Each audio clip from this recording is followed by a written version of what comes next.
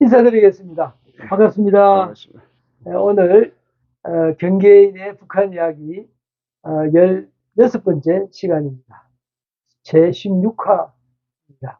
오늘의 이야기는 김일성의 성역화 작업에 대한 이야기입니다. 제가 책을 읽겠습니다.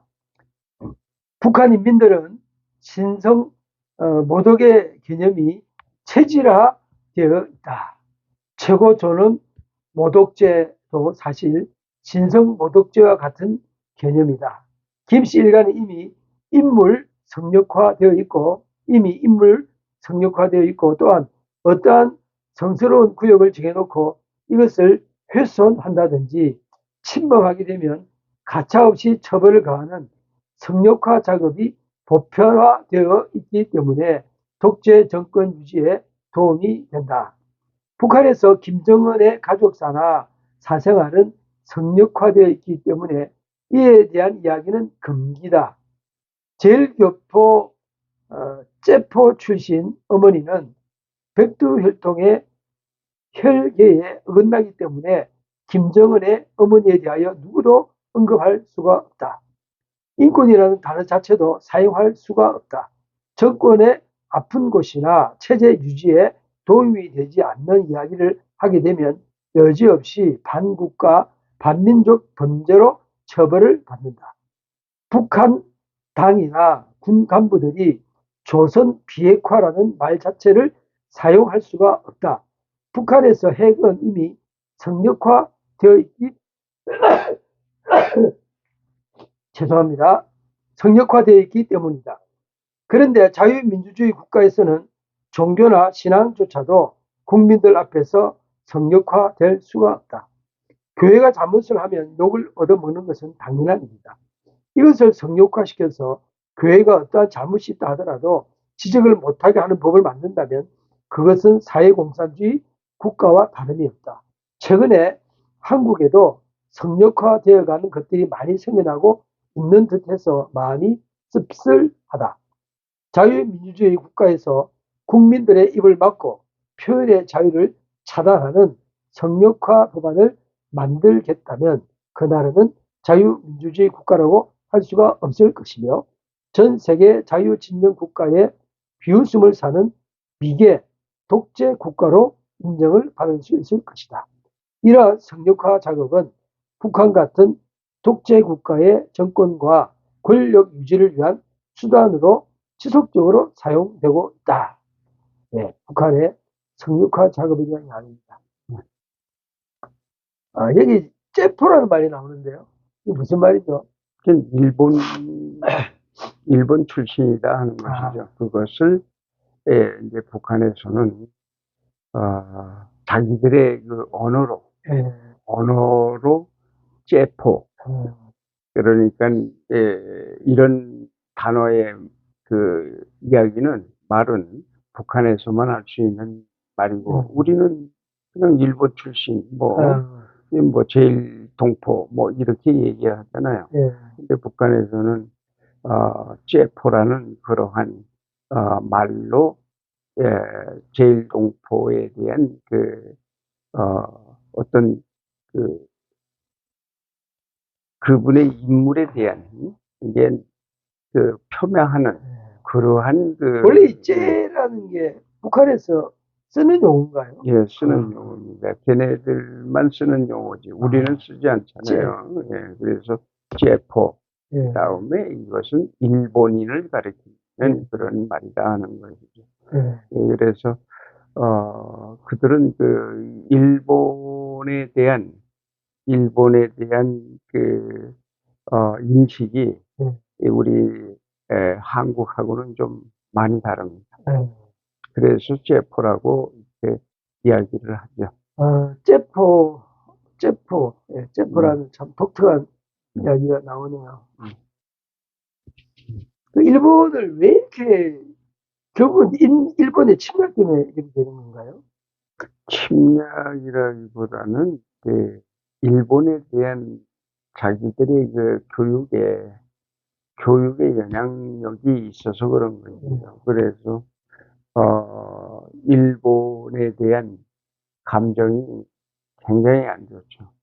그렇게 또 이 사람들이 그 교육 과정에서 그러한 그 이야기들을 많이 주입을 시키다 네. 보니까 모두가 일본에 대한 그 감정을 나쁘게 가질 수밖에 없는 거죠. 그리고 여기 이제 성역화의 그 범위가 장소도 성역화되고 또 핵도 성역화시켰다 되어 있거든요. 거기 뭐 핵을 성역화했다는 말이 무슨 말인가요? 이건 글쎄요. 이게 어떤 말로 얘기를 표현을 해줘야 이 말뜻을 이해하겠는지 모르겠는데, 일단 북한은 1인 통치잖아요. 또 그러한 그 체제 속에서의 그 인민들의 생활도 위에서부터 내려오는 그러한 그 어떤 권력 구조라는 게 있는 거죠. 그 구조 속에 살다 보니까 일단 위로부터의 지시되거나 위로부터 내려온 거에 대해서는 누구도 거기에 반대 의사를 표명할 수가 없기 때문에 위에서부터 시작한 모든 것은 다 성역화 지정이 될 수밖에 없고, 성역화가 되면은 일단은 이제 그 부분에 대해서는 철저하게 어떤 그런 비밀을 유지해야 하고, 또 성역화에 대한 모독 행위를 할 수가 없는 거죠. 그래서 비핵화, 핵과 관련된 거라든지, 김일성과 관련된 부분에 대해서, 또는 그 권력을 가진 그 김일성 일가에 대한 어떤 인식 과정에서 자연스럽게 이 성역화가 이루어졌기 때문에 지금 이러한 그 북한 사회가 모든 것이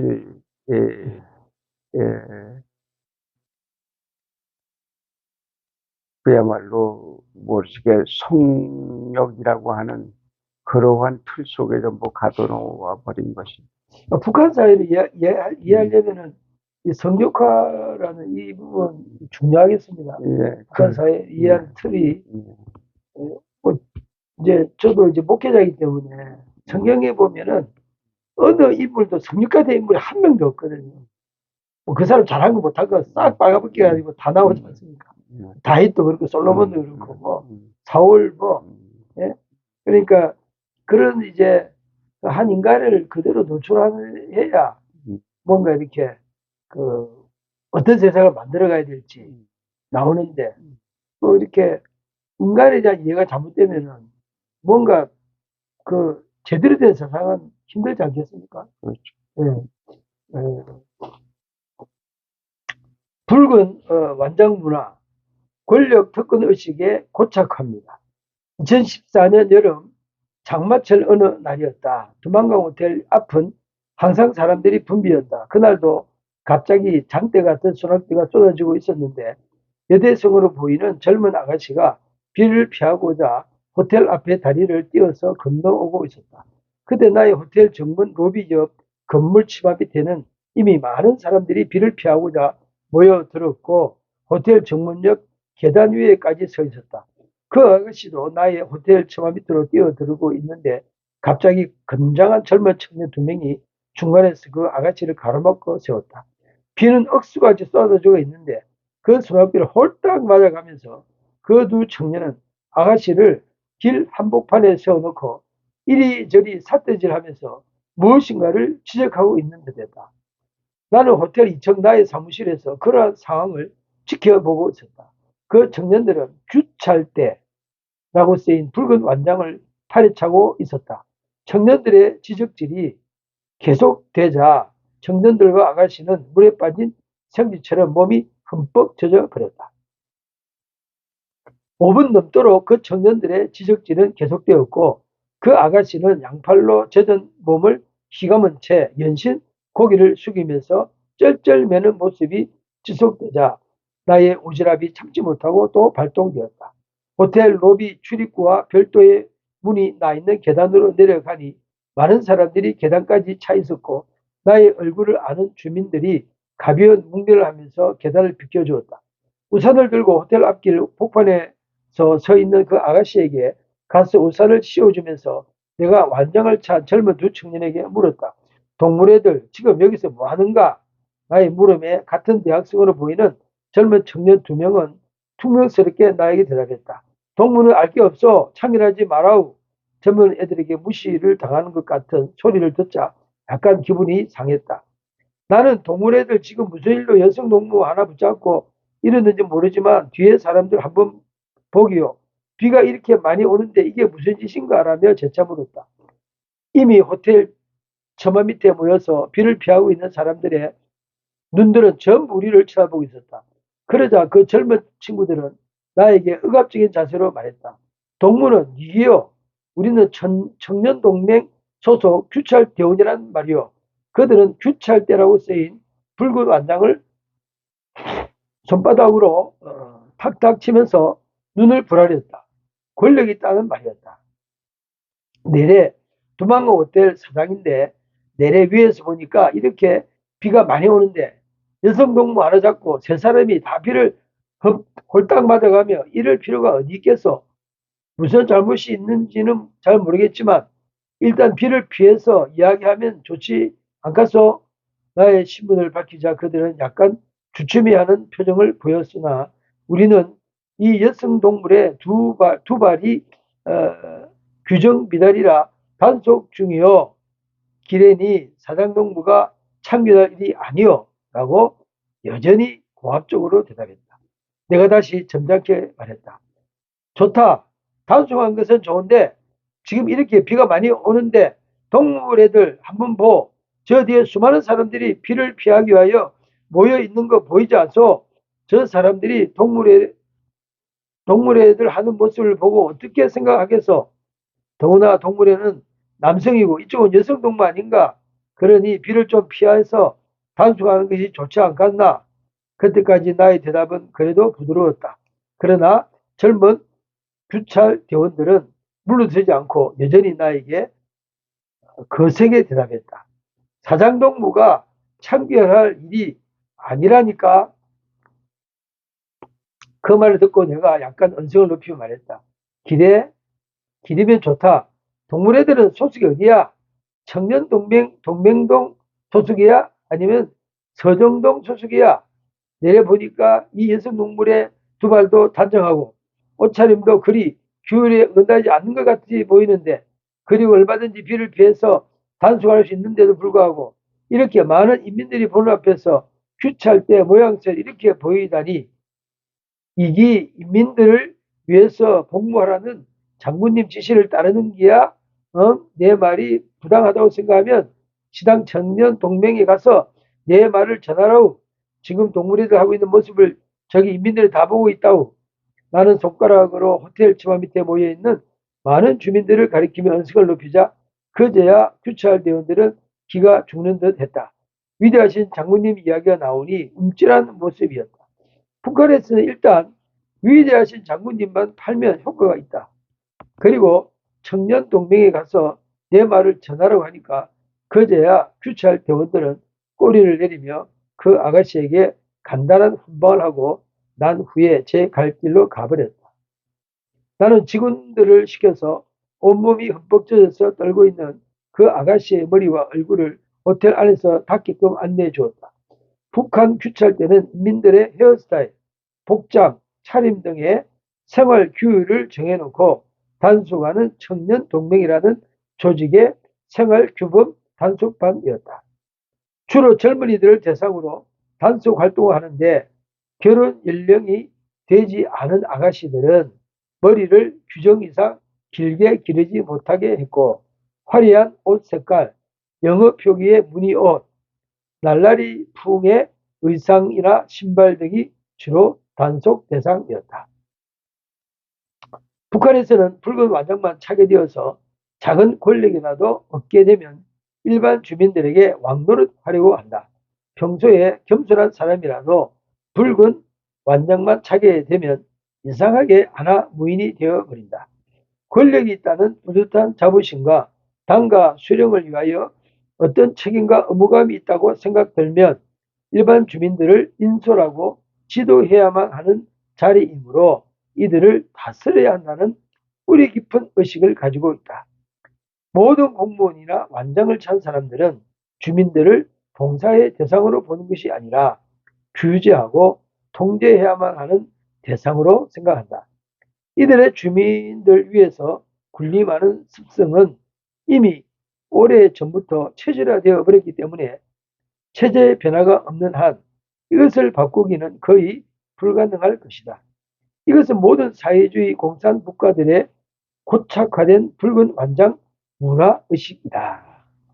상당히 긴 페이지를 한 4페이지 정도 할애를 했습니다. 예, 붉은 완장 문화에 대해서.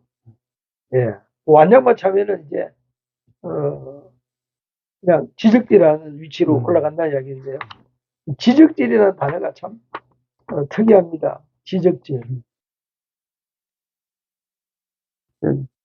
지금 이 완장 관련 이야기를 이 책에 많이 기록을 한 이유는 이 북한의 그 질서 유지를 위해서 각 우리로 말하면 뭐 동네는 조그맣잖아요. 예. 예, 각 동네 또는 그 동네 위에 또 이 동네를 주관하는 그 관계가 있고, 이게 피라미드식으로 이 구조가 돼 있어가지고 사실 이 주민들 생활이 그야말로 숨막히는 생활이죠. 특히나 이 북한은 이 청년들에 대해서, 젊은 층에 대해서 단속이 심합니다. 왜냐면은 이 청년들은 그래도 그 패기가 있잖아요. 그리고 청년들이 보는 그 눈이 좀 다르잖아요. 그러다 보니까는 이 청년들이 좋아할 수 있는 그러한 모습을 갖추고 싶은데 이게 국가 규정에는 그렇게 하면 안 되도록 돼 있어서 바로 청년들을 단속할 수 있는 조직이 바로 청년동맹이라는 단체가 이걸 하고 있는 것이죠. 이 청년동맹은 전부 앞으로 이 노동당 에 들어갈 수 있는 사람들이란 말입니다. 그래서 이 사람들이 근데 헤어스타일 몸차림까지 다 이렇게 그렇죠. 통제합니까? 다 규정이 돼 있어요. 머리도 어떻게, 남자 머리는 어떻게 깎아야 되고 여자는 어떻게 여자 머리를 해야 되는 이 스타일을 자기들 이 머리 깎는 이발소에 가면은 다 그게 벽에 걸려 있어요. 그래서 어떻게 깎아야 되는. 이제 두 번째는 복장은 특히 여자들은 남자와 다르기 때문에 좀 색깔이 있어 보이는 그 옷들을 입으려고 하잖아요. 또 장마당에서 중국에서 들어온 옷들이 다 그런 옷들이기 때문에 여자들은 이제 그러한 옷을 입고 싶어 하죠. 특히 젊은 층들은. 그래서 이제 그것이 사실은 어떻게 보면은 여자들에게는 상당한 짐이 되는 거예요. 이걸 입고 싶은데 이게 규정에 반한 것이면 또 입을 수가 없고.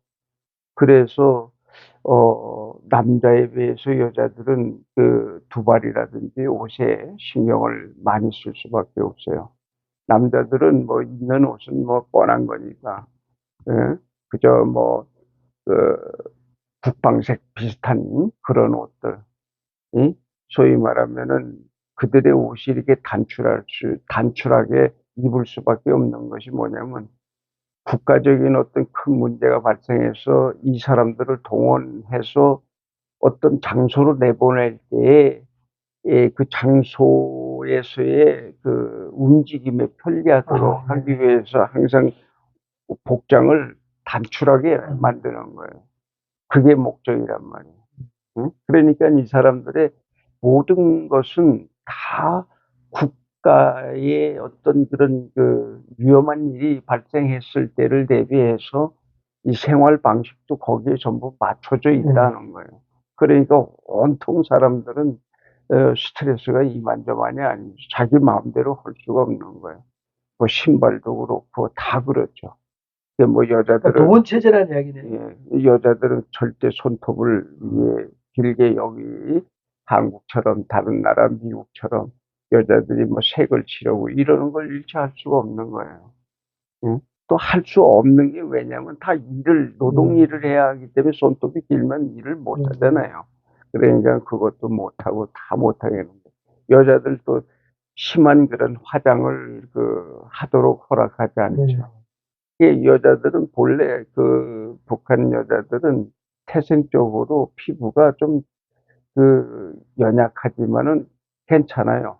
햇빛에 그을리고 그래서 그런지 굳이 뭐 한국이나 미국처럼 화장을 아주 진하게 페인트 칠 할 수 있게끔 그렇게 하지는 못하는 거죠. 그만한 화장품도 없고 또 그걸 하고 다닐 수가 없는 거예요. 왜냐면 다들 이렇게 사는데 자기만 특별하게 하면은 이상하게 볼 거 아니에요.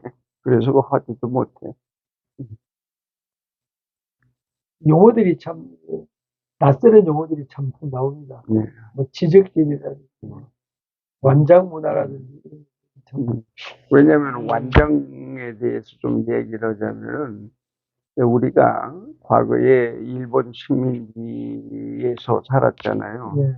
그러다 보니까 이제 일본식의 어떤 그런 영향을 많이 받은 거죠. 문화적으로. 생활 문화적으로 받았고. 일본을 싫어하면서도 그 안에서 그렇죠. 영향을 배웠죠. 받고. 이게 전부. 그 다음에 이 완장이라는 건 뭘 말하는 거예요? 이 하나의 이 권력층에서는 다시 말하면은 이 북한 체제를 견고히 해 가려고 하는 과정 속에서 이 완장 문화가 나온 건데 한국도 똑같아요.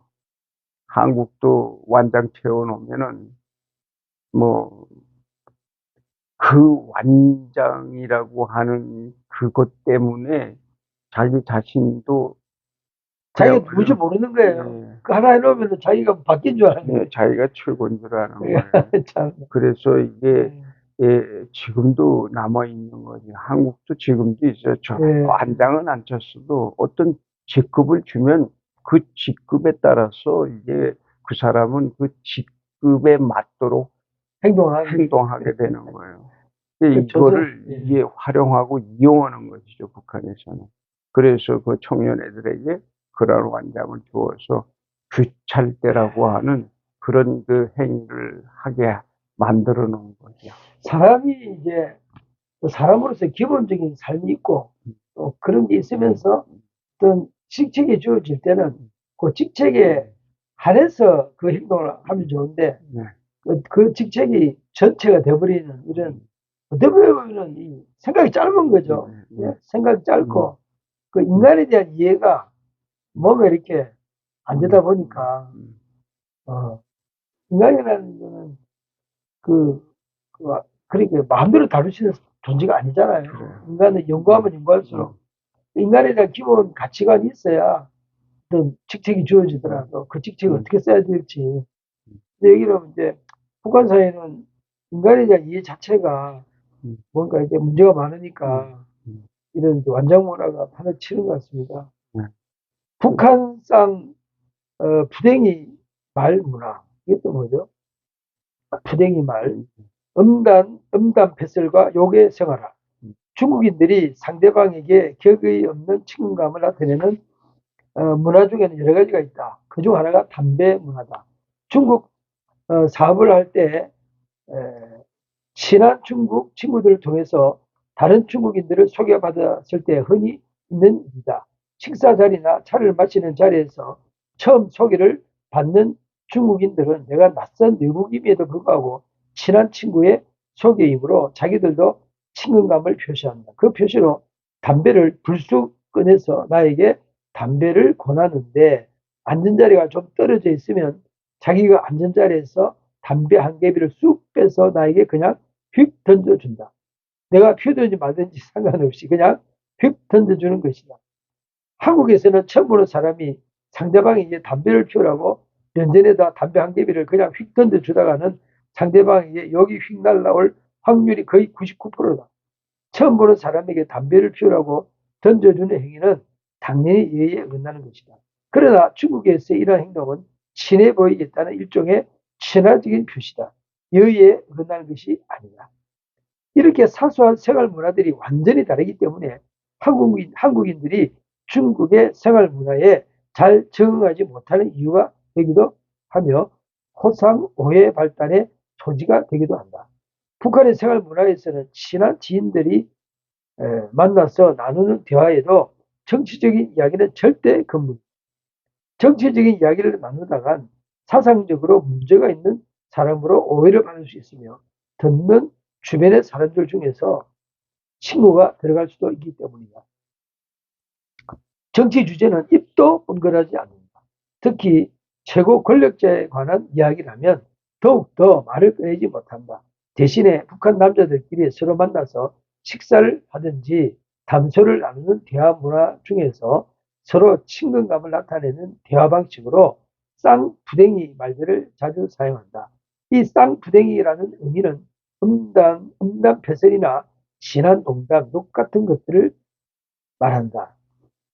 라선시 인민위원회 위원장으로 재임되어 했었던 김수열은 나를 만나면 이 쌍부댕이 말을 아주 자연스럽게 했다.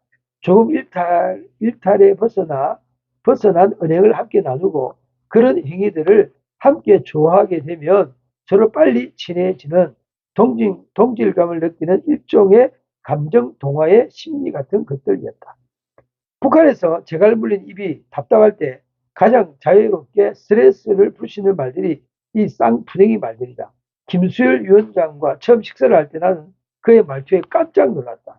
동무, 우리 공화국에 정말 잘 왔어. 환영하오.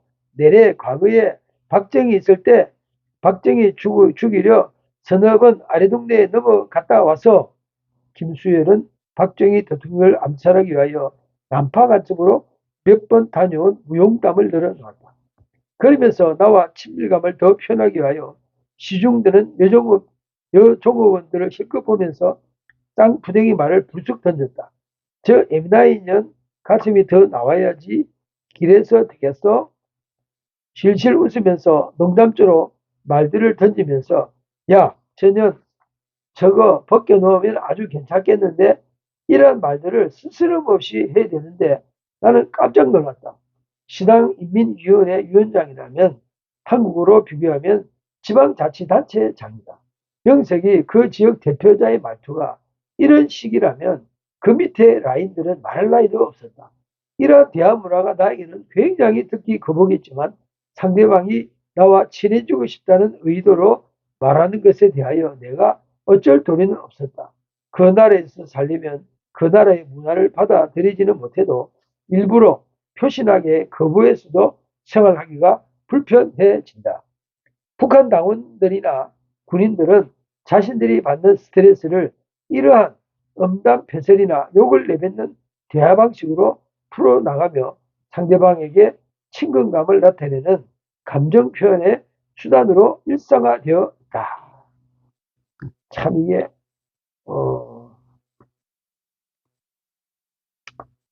이 성역화 과정에서 이제 한쪽은 말 못하게 하고 한쪽은 풀어놓고 이런 느낌이 드네요. 이제 그런 건 아니고, 그런 거 아니고요. 아, 이게 쉬운 말로 표현하면,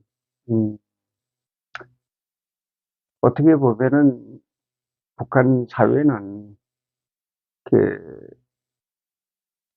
명령대로 사는 그런 문화가 있고, 예, 그거와는 또 별개로 인민들 사이에서 생활할 수 있는 그러한 문화가 또 다르게 형성돼 있어요. 이게, 어떤 지시가 오면은 밑에 사람들은 그 지시를 받고 대책을 세워가는 것이죠. 이런 식으로 이제 자연스럽게 그 주민들의 생활이 이렇게 형성되어 있다고 봐야 되겠죠. 그래서 그 사람들은 자기들끼리의 생활 속에서는 늘상 자기들만의 그런 그 세계 속에 사는 거예요. 그러다 보니까 특히 여자들은 굉장히 푸대접을 많이 받습니다. 그 남자들이 여자들이 남자한테 하는 이런 네. 뭐 푸댕이 문화가 것도 있나요? 그런 건 없어요. 이건 아, 쌍푸댕이라고 하는 것은 북한 언어죠, 이게. 네. 쌍푸댕이라는 말이 뭐 우리로 말하면은 아까 얘기한 음담패설, 이게 속어들이죠. 이게 생활 속에서 은어, 네. 속어, 이제 그런 걸 이제 북한에서는 쌍푸댕이라고 그러는데 그 쌍푸댕이 문화가 그들 속에서는 자연스럽게 흐르는 거예요. 그러다 보니까 남자들이 여자들을 좀 놀리거나 아니면 욕을 할 때 그런 식으로 이제 그 여성들에 대해서 좀 얕잡아 보는 것이죠. 그러니까 여자들은 또 남자들에 대해서는 그러한 뭐 심한 욕을 할 수가 없는 거예요. 그 문화 자체가. 예. 왜냐하면 항상 남자들이 여자를 지배하는 그러한 관념 속에 살기 때문에 좀 어떻게 보면은 순종적이죠. 순종적이고 그런 측면이 많은 것이 북한 여성들의 모습이죠. 이거 우리에서는 찾아볼 수가 없죠. 이게 그 쌍푸댕이 문화라는 게 그렇게 이제 막 도골적으로 이야기하면서 이게 행동으로는 안 넘어가는가 봐요. 그렇죠. 그냥 말로 이렇게 한다, 말로 그냥. 왜냐하면은 그게 예를 들어서 무슨 뭐 싸움으로 번져서 어떤 폭행이 되고 그로 인해서 어떤 사고가 발생하면 그거는 그 사고에 대한 책임을 져야 하는 일이 생기다 보니까 그렇게는 하진 않죠. 네. 참 이게 그 어떤 면을 보면은 너무 솔직한 그 문화일 수도 있겠어요. 자기 표현을 그냥 솔직하게 버리는. 왜냐면 이 사람들이 스트레스를 풀 데가 없잖아요. 그렇다고 뭐 어디 가서 뭐 체제를 헐뜯거나 체제를 비방하거나 뭐 할 수가 없잖아. 그러니까 이 사람들이 그 스트레스를 푸는 게 술 아니면 이런 쌍크댕이로 가는 거예요. 그래서 정말 우리가 처음 들어보는 그러한 쌍크댕이 욕설이 많습니다. 응? 우리는 뭐 욕이라는 게 뭐 그렇게 뭐 몇 가지가 없잖아요. 근데 그 사람들은 이상하게 자기들 언어로, 자기네 말로 자기들의 그 문화적 언어를 이제 속어를 사용하는 것이죠. 그러면서 스트레스를 거기다 푸는 거예요. 거기다가 스트레스를. 그래서 그냥 이 사람들은 생활 중에서의 어떤 그런 우스개도 있지만은 그러한 그 음담패설 같은 거를 통해서 자기들이 받은 그 스트레스를 거기서 풀어내는 거죠.